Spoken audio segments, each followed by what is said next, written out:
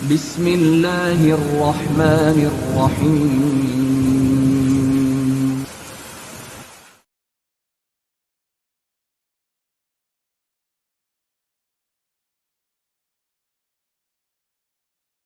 السلام علیکم ورحمۃ اللہ وبرکاتہ. الحمدللہ رب العالمین، والصلاة والسلام علی اشرف الانبیاء وسید المرسلین محمد وعلی آلہ واصحابہ اجمعین ومن تبعهم بإحسان إلى يوم الدين. أما بعد، عن ثوبان رضی اللہ عنہ قال قال رسول اللہ صلی اللہ علیہ وسلم: من عاد مريضا لم يزل في خرفة الجنة. قيل يا رسول الله وما خرفة الجنة؟ قال جناها. رواه مسلم. درس کا موضوع ہے بیمار کی عیادت اور تیمارداری کا بیان. حضرات، خود غرضی، مطلب پرستی اور نفسی گہما گہمی کے اس دور میں ہر شخص اپنی ہی دنیا میں مگن ہے، محو ہے. کم ہی ایک کو دوسرے کی خبر گیری کی توفیق ہوتی ہے. قرآن پاک میں جو میدان محشر کی منظر کشی کی گئی ہے، منظر بتایا گیا ہے، آج کے اس مصروفیت کے دنیا میں کچھ قیامت کا منظر آج دنیا ہی میں نظر آ رہا ہے. ہر شخص اپنے اندر پریشان ہے، اپنی مصروفیت میں محو ہے، مگن ہے. بہت کم لوگوں کو اس بات کی توفیق ہوتی ہے کہ اپنے علاوہ دوسروں کی خبر گیری کر سکیں، دوسروں کی دیکھ ریکھ کر سکیں، دوسروں کے کام آ سکیں. بیمار ہو تو دوسرے کی تیمارداری کر سکیں، دوسرے کو تسلی دے سکیں. حالانکہ اسلام محبت و ہمدردی کا، ایک دوسرے کے ساتھ ہمدردی اسلام کی بڑی پاکیزہ تعلیم ہے. اسلام انس و محبت اور ہمدردی اور محبت کا سبق دیتا ہے اور تعلیم دیتا ہے. اسلام کی ان پاکیزہ تعلیمات میں سے، پیاری تعلیمات میں سے مریض کی عیادت بھی ہے، مریض کی خبر گیری اور مریض کی تیمارداری بھی ہے. اور نہ یہ کہ یہ صرف سنت ہے بلکہ بڑا عظیم اجر ہے. اور تیمارداری، کسی بیمار کی خبر گیری کرنا، کسی بیمار کی خیریت پوچھنا، کسی بیمار کے پاس جا کر کے اسے تسلی دینا، یہ بڑا عظیم اجر ہے اور بڑا عظیم ثواب کا کام ہے. چنانچہ صحیح مسلم کے اندر حضرت ثوبان رضی اللہ تعالیٰ عنہ سے ایک روایت ہے. ثوبان رضی اللہ تعالیٰ عنہ فرماتے ہیں: من عاد مریضا فلم یزل فی غرفۃ الجنۃ. اللہ کے نبی صلی اللہ علیہ وسلم فرماتے ہیں کہ جو کوئی شخص مریض کی عیادت کرنے کے لیے گیا، چاہے اس کے گھر پر چاہے ہاسپٹل میں، لم یزل فی غرفۃ الجنۃ، تو جب تک وہ مریض کی عیادت میں ہے، چاہے وہ چل رہا ہے، گھر سے نکلا، چاہے وہ مریض کے پاس بیٹھا ہے، چاہے وہ واپس آ رہا ہے، جب تک گھر واپس آ جائے تب تک وہ بندہ جنت کے اندر رہتا ہے. جب تک وہ مریض کی عیادت لم یزل فی غرفۃ الجنۃ، جنت کے پھلوں کو چننے میں لگا رہتا ہے. بندہ جب تک مریض کی عیادت کرتا رہ رہا ہوتا ہے تب تک اللہ کے نبی صلی اللہ علیہ وسلم فرماتے ہیں کہ جنت کے پھلوں کو چننے میں رہتا ہے. وہ جنت کے اندر رہتا ہے اور جنت کے پھلوں کو چن رہا ہوتا ہے، جنت کے پھلوں کو اور جنت کے پھولوں کو تلاش کر رہا ہوتا ہے. یہ بیمار کی عیادت کی فضیلت. دوسری فضیلت مریض کی عیادت کے سلسلے میں صحیح سلسلۃ الاحادیث الصحیحہ کی ہے. حضرت علی رضی اللہ تعالیٰ عنہ سے مروی ہے کہ اللہ کے نبی صلی اللہ علیہ وسلم فرماتے ہیں: اذا عاد الرجل اخاہ المسلم، جب کوئی بندہ اپنے بھائی کی عیادت کرنے جاتا ہے، مشى فی غرفۃ الجنۃ، تو جنت کے پھلوں کے چننے میں رہتا ہے یہاں تک کہ وہ بیٹھ جائے. حتی یجلس فاذا جلس غمرته الرحمۃ. یہ بندہ جو مریض کی عیادت کے لیے گیا ہے، جب تک چل رہا تھا جنت کے پھلوں میں تھا، جنت کے پھلوں کو چن رہا تھا، مریض کے پاس بیٹھ گیا تو اللہ کی رحمت نے اسے ڈھانپ لیا. مریض کے پاس بیٹھا تو اللہ کی رحمت اس پر سایہ کیے ہوئے ہے۔ فَإِنْ كَانَ غُدْوَةً صَلَّى عَلَيْهِ 70 ألف ملک، یہ صحیحہ کی صحیح روایت ہے۔ صبح میں، اگر صبح کے وقت میں یہ بندہ اگر مریض کی عیادت کے لیے گیا ہے تو شام تک 70 ألف ملک 70,000 فرشتے اس کے لیے رحمت کی دعا کرتے ہیں۔ کب تک؟ شام تک۔ صبح میں عیادت کے لیے گیا تو شام تک 70,000 فرشتے اس کے لیے رحمت کی دعا کرتے ہیں۔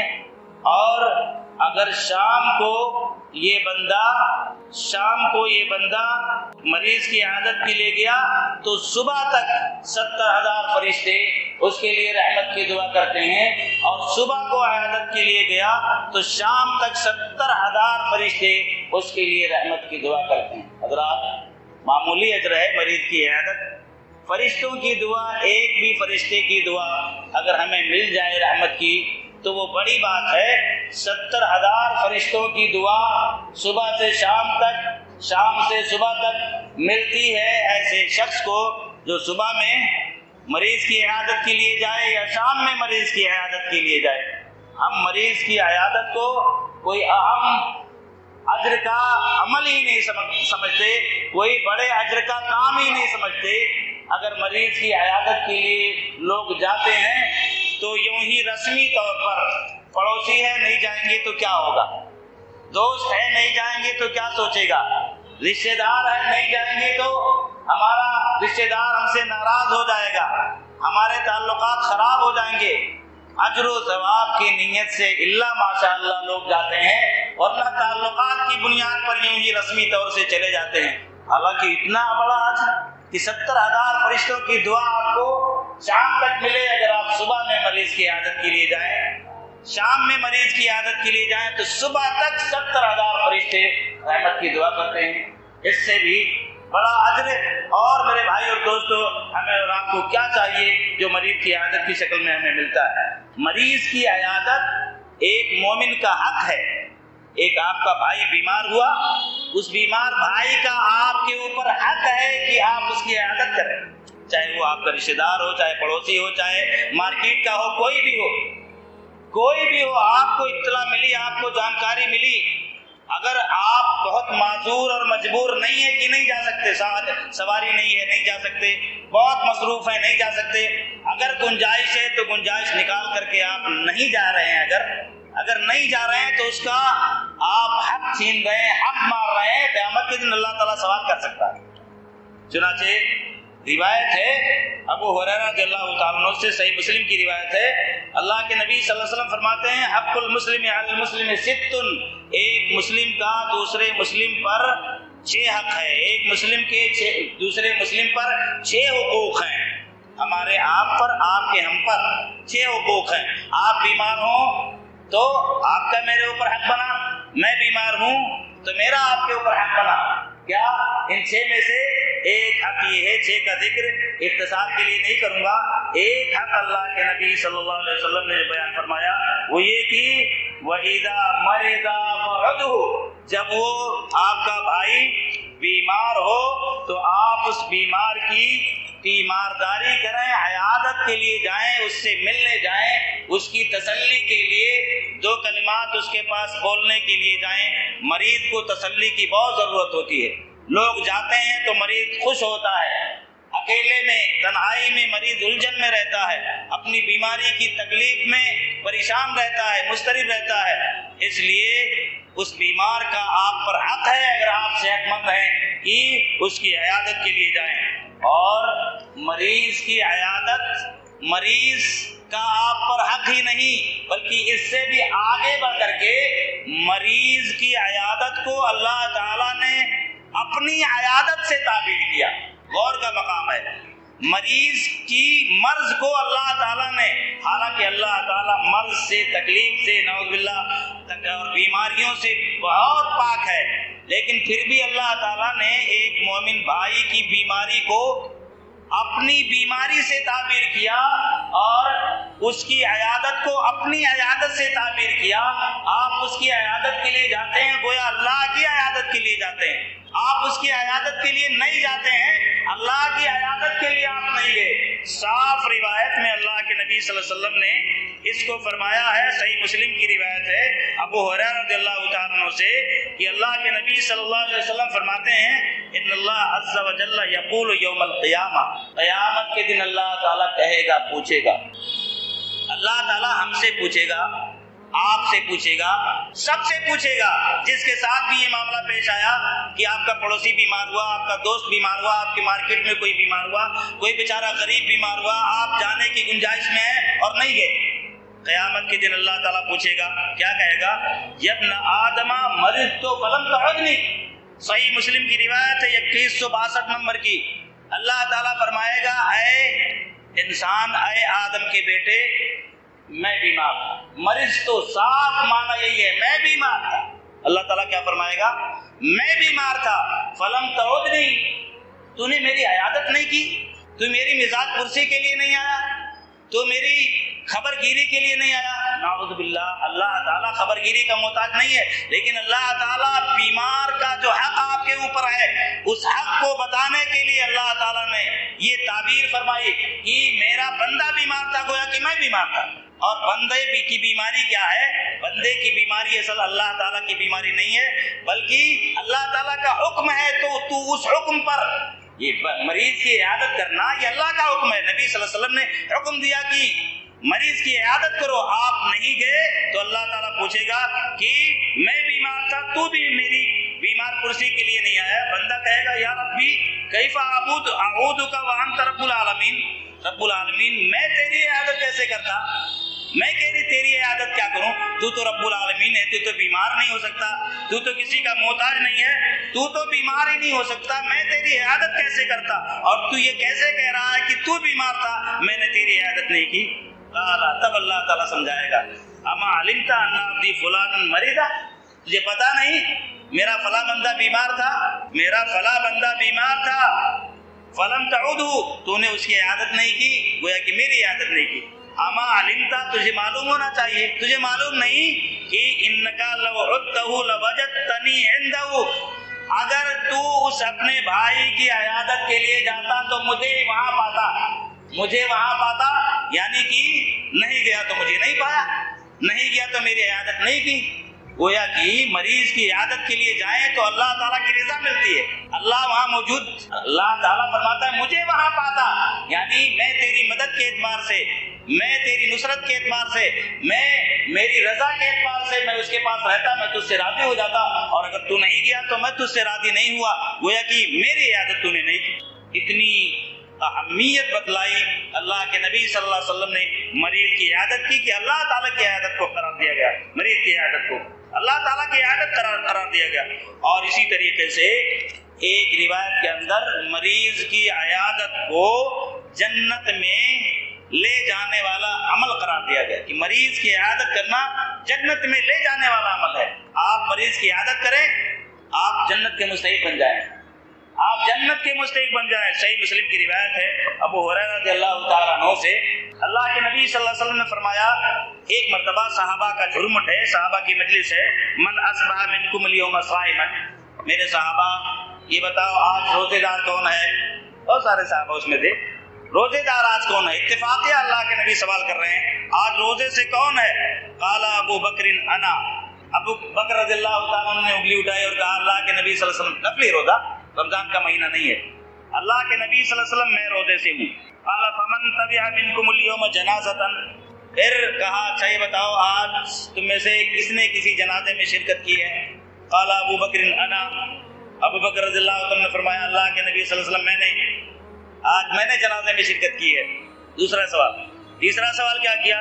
فمن اطعم منکم اليوم مسکینا، میرے صحابہ بتاؤ آج تم میں سے کس نے کسی مسکین کو کھانا کھلایا ہے؟ تیسرے سوال پر بھی صحابی کھڑے ہوئے، ابو بکر رضی اللہ تعالیٰ نے انگلی اٹھائی اور کہا اللہ کے نبی صلی اللہ علیہ وسلم میں نے۔ دیکھیے کیسی نیکیاں اور نیکیوں کا جذبہ رکھنے والے اور نیکیوں کو پے در پے انجام دینے والے، ہر ایک سوال پر ابو بکر صدیق رضی اللہ تعالیٰ ہی انگلی اٹھا رہے ہیں۔ چوتھا سوال کیا اللہ کے نبی صلی اللہ علیہ وسلم نے، من عاد منکم اليوم مریضا، اچھا یہ بتاؤ ٹھیک ہے 3 عمل ہو گئے، چوتھا عمل آج کس نے کسی مریض کی عیادت کی ہے؟ چوتھے سوال پر بھی ابو بکر صدیق رضی اللہ تعالیٰ عنہ ہی نے انگلی اٹھائی اور کہا اللہ کے نبی صلی اللہ علیہ وسلم میں نے مریض کی عیادت کی ہے۔ 5واں سوال بھی اللہ کے نبی صلی اللہ علیہ وسلم نے کیا اور کہا چار اعمال کا ذکر کیا، یہ 4 اعمال، چاروں اعمال کے جواب میں ابو بکر صدیق رضی اللہ تعالیٰ عنہ نے فرمایا اللہ کے نبی صلی اللہ علیہ وسلم میں نے یہ سارے عمل آج انجام دیے ایک ہی دن میں۔ اللہ کے نبی صلی اللہ علیہ وسلم فرماتے ہیں مجتمعنا فی امرئن الا دخل الجنہ، یہ خوبیاں جس کے اندر بھی جمع ہو جائیں، یہ عمل جو شخص بھی کر لے، یہ عمل جس شخص نے بھی انجام دے لیا الا دخل الجنہ، الا دخل الجنہ، وہ انشاءاللہ جنت میں جائے گا۔ یہ اعمال جس نے بھی کون سے اعمال؟ نمبر 1 روزہ، نفلی روزہ، نمبر 2 جنازے میں شرکت، نمبر 3 مسکین کو کھانا کھلانا، نمبر 4 کسی مریض کی عیادت کرنا، یہ 4 اعمال کوئی ضروری نہیں کہ چاروں ایک ہی دن، اس عمل کے ذریعے سے یا اس اللہ کے نبی صلی اللہ علیہ وسلم نے اس ارشاد کے ذریعے سے فرمایا کہ جس کے اندر بھی یہ خوبیاں ہوں گی، جو شخص بھی ان خوبیوں کا جمع کرنے والا ہوگا، چاہے اکٹھا ایک ہی دن میں یہ خوبیاں وہ انجام دے یا کبھی کبھار یہ خوبیاں اور یہ سنتیں اس کی زندگی میں پائی جائیں، انشاءاللہ وہ شخص جنتی ہوگا۔ یہ ہے مریض کی عیادت کی فضیلت اور اس کا اجر و ثواب جو چند احادیث کی روشنی میں آپ نے سنا۔ اب آئیے رسول اکرم صلی اللہ علیہ وسلم کی سیرت میں اس عمل کو دیکھتے ہیں کہ اللہ کے نبی صلی اللہ علیہ وسلم اس کا کس قدر اہتمام کرتے تھے۔ میرے بھائی اور دوستو، اللہ کے نبی صلی اللہ علیہ وسلم مسلمانوں کا، صحابہ کرام کی بیماری میں ان کی عیادت تو کیا ہی کرتے تھے، کبھی کبھار غیر مسلموں کی بھی عیادت میں اللہ کے نبی صلی اللہ علیہ وسلم جاتے تھے۔ یہ اللہ کے نبی صلی اللہ علیہ وسلم کا حسن اخلاق تھا، غیروں کی عیادت کے لیے، غیروں کی بیمار پرسی کے لیے جاتے تھے۔ اس عمل سے ایک یہ مسئلہ بھی سمجھ میں آتا ہے کہ مسلم ہو یا غیر مسلم، اس کی عیادت کے لیے جانا اجر کا باعث ہے، ثواب کا باعث ہے۔ گرچہ مسلمان ہے اگر مریض تو اس کی عیادت کے لیے جانا زیادہ باعث اجر ہے، لیکن غیر مسلم بھی اگر بیمار ہے تو اس کی عیادت کے لیے جانا اجر کا باعث ہے اور اللہ کے نبی صلی اللہ علیہ وسلم کی سنت ہے۔ صحیح بخاری کے اندر ایک روایت ہے انس رضی اللہ تعالیٰ عنہ سے کہ انس رضی اللہ تعالیٰ عنہ فرماتے ہیں کہ ایک یہودی لڑکا تھا جو کبھی کبھار اللہ کے نبی صلی اللہ علیہ وسلم کی خدمت کیا کرتا تھا۔ بیمار ہوا وہ لڑکا، فمرض فاتاه النبی صلی اللہ علیہ وسلم يعوده، اللہ کے نبی صلی اللہ علیہ وسلم اس کی عیادت کے لیے گئے، اس کے سر کے پاس بیٹھ گئے، اس یہودی لڑکے کے پاس، اس کی خیریت پوچھی، اس کے حالات دریافت کیے، اسے تسلی دی اور تھوڑی دیر کے بعد اللہ کے نبی صلی اللہ علیہ وسلم نے اسے اسلام کی دعوت بھی دی۔ یہودی تھا، اسلام کی دعوت دی۔ اللہ کے نبی صلی اللہ علیہ وسلم کے اس عمل سے ہمیں یہ نقطہ ملتا ہے اور ہمارے لیے یہ مسئلہ بھی سمجھ میں آتا ہے کہ کسی بھائی کی عیادت کے لیے جائیں، اگر وہ غیر مسلم ہے تو مناسب اگر ہو تو اسے اسلام سمجھائیں۔ اگر موقع اور محل اس کی گنجائش نکالتا ہے کہ آپ سے وہ متاثر ہے، آپ کا دوست ہے، آپ کا پڑوسی ہے، تو اسے اسلام کی دعوت دیں۔ اسی طریقے سے یہ نقطہ اور یہ سبق بھی ملتا ہے کہ اگر ہمارا کوئی مسلمان بھائی ہے، اس کی عیادت کے لیے آپ گئے ہیں، اگر وہ نماز نہیں پڑھتا رہا ہے تو اس وقت نصیحت کریں اسے کہ میرے بھائی دیکھو، بیماری اللہ تعالیٰ نے بیماری میں مبتلا کیا، دیکھو اگر اللہ تعالیٰ شفا دے دے اللہ کے اوپر ہے، اگر وہ روح بصحت ہے تو شکر کے طور پر کہا دیکھو اللہ تعالیٰ نے تمہیں صحت دی، اب آئندہ نماز کا اہتمام کرنا۔ اور کوئی گناہ کر رہا ہے یا گناہ میں ملوث ہے، آپ جانتے ہیں، تو اسے اس گناہ کے حوالے سے نصیحت کریں کہ دیکھو اللہ تعالیٰ تمہیں صحت دے رہا ہے، بیماری اتنی خطرناک تھی، اللہ تعالیٰ نے تمہیں اس سے اچھا کر دیا، یا تم شفا یابی کی طرف جا رہے ہو، شفا یابی ملنے کی امید ہے، اب آئندہ یہ گناہ نہ کرنا۔ یہ اللہ کے نبی صلی اللہ علیہ وسلم کی اس عمل سے نصیحت ملتی ہے، سبق ملتا ہے۔ اللہ کے نبی صلی اللہ علیہ وسلم نے اسے کہا اسلم، بیٹا اسلام قبول کر لے۔ فنظر الی ابیہ وهو عنده، وہ یہودی لڑکا اپنے باپ کی طرف دیکھا، بغل میں اس کا باپ بھی کھڑا تھا یا بیٹھا تھا۔ یعنی عام طور سے خاندانی چیزیں رکاوٹ بنتی ہیں اسلام لانے کے لیے یا بعض چیزیں چھوڑنے کے لیے. اب وہ بچہ تھا, لڑکا تھا, اس نے سوچا باپ میرا کیا کہے گا, کیا کرے گا میرے ساتھ, کہیں ایسا تو نہیں ہے کہ میں اسلام لے آؤں, میرا باپ مجھے تکلیف پہنچائے گا. یہ جس بھی مقصد سے اپنی باپ کی طرف دیکھا, اس سے مشورہ لینا چاہا. لیکن اللہ کے نبی صلی اللہ علیہ وسلم کی حسن اخلاق نے باپ کو بھی متاثر کیا. آپ ایک بچے کے لیے, ایک لڑکے کے لیے جو یہودی تھا عیادت کے لیے گئے, اس کی بیمار پرسی کے لیے گئے, تو باپ بھی متاثر ہوا, اور متاثر ہو کر کے باپ نے بھی اللہ کے نبی صلی اللہ علیہ وسلم نے جو دعوت دی, اس دعوت پر لبیک کہنے کا مشورہ دیا. کہا بیٹے ابو القاسم محمد صلی اللہ علیہ وسلم کی اطاعت کرو, یعنی بات مان لو اور اسلام لے آؤ. اسلام لے آیا. اللہ کے نبی صلی اللہ علیہ وسلم اس کے اسلام سے بہت خوش ہوئے اور کہا الحمدللہ الذی انقذہ من النار. تمام تعریف اس اللہ تعالیٰ کی ہے جس نے اس بچے کو جہنم سے نجات عطا فرمائی. اگر یوں ہی بیمار رہتا, مر جاتا, جہنم میں جاتا. لیکن میری کوشش, اللہ کے نبی صلی اللہ علیہ وسلم نے اپنی کوشش کا تذکرہ نہیں کیا, اللہ کی تعریف کی کہ الحمدللہ الذی انقذہ من النار. اللہ تعالیٰ کی بہت بہت تعریف ہے جس نے اس ایک غیر مسلم لڑکے کو اسلام کی توفیق دے کر کے جہنم سے نجات دلائی.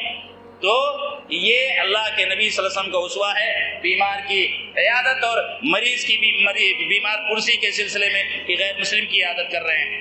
اب آئیے دیکھتے ہیں کہ مریض کی عیادت کا طریقہ کیا ہے, دعا کیا ہے, مسنون آداب اور اعمال کیا ہیں. عام طور سے ہم لوگ جاتے ہیں اور جا کر کے یوں ہی خیر خیریت پوچھ کر کے چلے آئے. یہ مسنون طریقہ نہیں ہے, یہ مسنون طریقہ نہیں ہے. مسنون طریقہ یہ ہے کہ ہم بیمار کے پاس جائیں تو چند دعائیہ کلمات اس کے لیے کہیں, دعائے خیر کہیں, چاہے بہت مختصر ہی, کم سے کم مختصر سے مختصر دعائیہ کلمات. اگر آپ کچھ اذکار اور دعائیں جانتے ہیں تو دم کریں, مسنون اذکار اور دعاؤں کے ذریعے سے, مسنون طریقے کے ذریعے سے اسے دم کریں. یا اسی طریقے سے دم کرنے کے لیے بہت کوئی ایسے اذکار نہیں ہیں کہ آپ کو وہ یاد نہ ہو. آپ معوذتین پڑھ کر کے ہی دم کر سکتے ہیں, سورہ فلق اور سورہ ناس پڑھ کر کے ہی دم کر سکتے ہیں. یہ خیر خواہی کا ایک اظہار ہے. آپ دم کریں تو آپ سے اس کو محبت پیدا ہوگی کہ وہ آیا اور یوں ہی چلا نہیں گیا رسمی طور سے, آ کر کے اس بندے نے مجھے دم کیا, میرے بھائی نے مجھے دم کیا. اور اس وقت خاص طور سے اگر مریض سنگین ہوتا ہے, سیریس ہوتا ہے, تو اسے یہ چیز بہت بڑا سہارا ہوتی ہے. اور یقیناً آپ تو نہیں, لیکن یہ مسنون اذکار یقیناً اس کے لیے بہت بڑا سہارا ہے. بہت ممکن ہے کہ اللہ تعالیٰ آپ کی زبان سے نکلے ہوئے کلمات کے ذریعے سے اس بندے کو, آپ کے اس بھائی کو شفا دے دے. تو اللہ کے نبی صلی اللہ علیہ وسلم نے فرمایا کہ تم میں کا کوئی شخص جو اپنے بھائی کو فائدہ پہنچا سکتا ہو وہ فائدہ پہنچائے دم کے ذریعے سے, دعاؤں کے ذریعے سے. تو مختصر سے مختصر دعا کیا ہو سکتی ہے؟ آپ دیکھیں صحیح بخاری کے اندر ایک روایت ہے, حضرت عبداللہ بن عباس رضی اللہ تعالیٰ عنہ سے کہتے ہیں کان نبی صلی اللہ علیہ وسلم اذا دخل علی مریض یعودہ, اللہ کے نبی صلی اللہ علیہ وسلم جب کسی مریض کے پاس اس کی عیادت کے لیے جاتے تو کہتے لا بأس طہور انشاءاللہ, بس لا بأس طہور انشاءاللہ. آپ اس سے کہیں, یہ جملہ عربی کا ادا کر دیں, اس کا معنی کیا ہے؟ کوئی بات نہیں, کوئی بات نہیں ہے, پاکی کا باعث ہے. طہور طہارت سے ہے, پاکی کا باعث ہے انشاءاللہ. پاکی کا مطلب جیسے نجاست سے آدمی پاک ہوتا ہے تو نجاست سے وہ بری ہو جاتا ہے, نجاست سے نکل جاتا ہے, ایسے ہی اس طہور کا دو معنی ہے. لا باسا, میرے بھائی کوئی حرج نہیں, کوئی بات نہیں ہے, پاکی کا باعث بنے گا. دو چیزوں سے پاکی کا, ایک تو مطلب یہ کہ اللہ تعالیٰ تمہیں بیماری سے پاک کر دے گا, میری دعا ہے. یہ جملہ ایک طرح سے دعائیہ جملہ ہے, ایک طرح سے دعائیہ جملہ ہے. لا باسا طہور انشاءاللہ, یہ جملہ ہے. لا باسا میرے بھائی, لا باسا طہور انشاءاللہ, کوئی حرج نہیں ہے, کوئی بات نہیں ہے, گھبرانے کی بات نہیں ہے. اللہ تعالیٰ انشاءاللہ بیماری سے تمہیں نجات دے گا.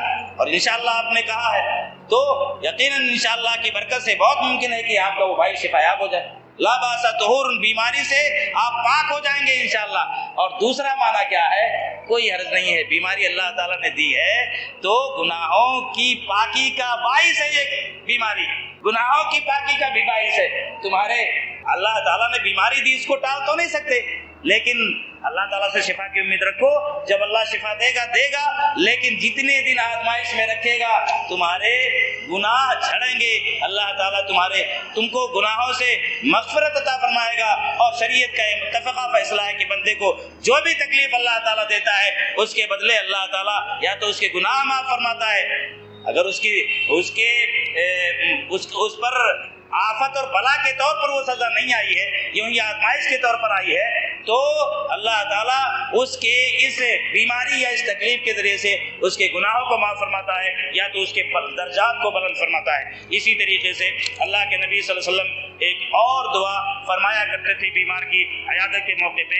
ابن عباس رضی اللہ تعالیٰ عنہ سے یہ رواج بھی ہے، ما من مسلم یعود مسلما، اللہ کے نبی صلی اللہ علیہ وسلم فرماتے ہیں کہ کوئی بھی مسلمان کسی مسلمان کی عیادت کے لیے جاتا ہے، اس کی بیمار پرسی کے لیے جاتا ہے اور 7 مرتبہ یہ پڑھتا ہے، کیا پڑھتا ہے؟ 7 مرتبہ ان کلمات کو ادا کرتا ہے، اسأل اللہ العظیم رب العرش الکریم ان یشفیک، بس ایک ہی جملہ ہے، بہت مشکل نہیں ہے، بہت لمبا نہیں ہے، اسأل اللہ العظیم رب العرش الکریم ان یشفیک، کوئی معنی بھی اس کا مشکل نہیں ہے۔ میں سوال کرتا ہوں، میں طلب کرتا ہوں اللہ تعالیٰ سے جو عظیم ہے، عظمت والا ہے، رب العرش الکریم جو عرش کریم کا رب ہے، ان یشفیک، کہ اللہ تعالیٰ تم کو شفا دے۔ یہ اتنی اہم دعا ہے، آپ یاد کریں، اپنے گھر کے مریض بھی بیمار ہو تو ان کو دم کریں، اور اگر آپ کے دوست احباب یا آپ کے رشتہ دار بیمار ہوتے ہیں، ان کی عیادت کے لیے جاتے ہیں، تو اس دعا کو ضرور پڑھیں اور اس دعا کے ذریعے سے اس کے لیے شفا یابی کا سوال اللہ تعالیٰ سے ضرور کریں۔ اللہ کے نبی صلی اللہ علیہ وسلم فرماتے ہیں کہ الا ان یکون قد حاضر اجل الا شفیا، جو بھی بندہ ان کلمات کے ذریعے سے اپنے کسی مریض بھائی کو دم کرتا ہے تو اللہ تعالیٰ اسے شفا عطا فرماتا ہے، ضرور شفا عطا فرماتا ہے، الا یہ کہ اس کی موت کا فیصلہ اللہ تعالیٰ کی طرف سے ہو گیا ہے تو بات الگ ہے، لیکن اسے زندگی اگر ملنی ہے تو اس دعا کے ذریعے سے اللہ تعالیٰ فوری طور پر شفا عطا فرماتا ہے۔ یہ اتنی عظیم دعا، آخری روایت اور بڑی پیاری روایت ہے، وہ عرض کر کے بات ختم کرنا چاہتا ہوں۔ ایک اور دعا مریض کی عیادت کے لیے ہے، اور مسنون کلمات ہیں جسے رقیہ جبریل بھی کہا جا سکتا ہے۔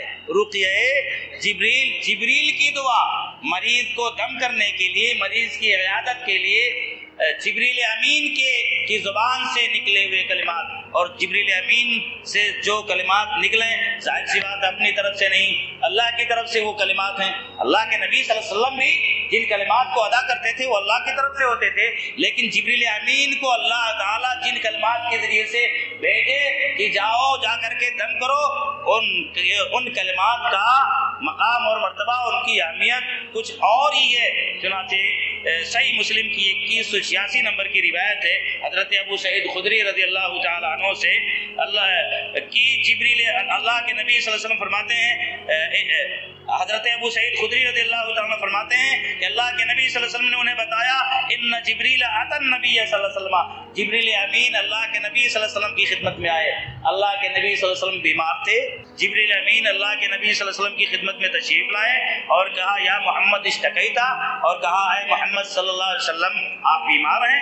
اللہ کے نبی صلی اللہ علیہ وسلم فرمایا ہاں، قال بسم اللہ ارقیک من کل شیء یؤذیک من شر کل نفس او عین حاسد اللہ یشفیک، بسم اللہ ارقیک۔ یہ بسم اللہ ارقیک یہ لفظ، یہ جملہ شروع میں بھی ہے اور اخیر میں ہے، پھر سے پڑھ دیتا ہوں ایک بار اور، بسم اللہ ارقیک من کل شیء یؤذیک من شر کل نفس او عین حاسد اللہ یشفیک۔ اس میں نظر بد سے بچنے کے لیے بھی کیا ہے؟ شفا ہے۔ عین مانے نظر بد، حاسدن مانے حسد کرنے والے، کسی حسد کرنے والے نے اگر آپ کی تندرستی کی وجہ سے یا آپ کے بچے کی تندرستی اور خوبصورتی کی وجہ سے کسی نے دشمنی کی وجہ سے اس کی نظر لگ گئی ہے، آپ کی تجارت پر نظر لگ گئی ہے، آپ کے کسی اچھے اور چیز پر نظر لگ گئی ہے، اس کے لیے بھی یہ کلمات کیا ہیں؟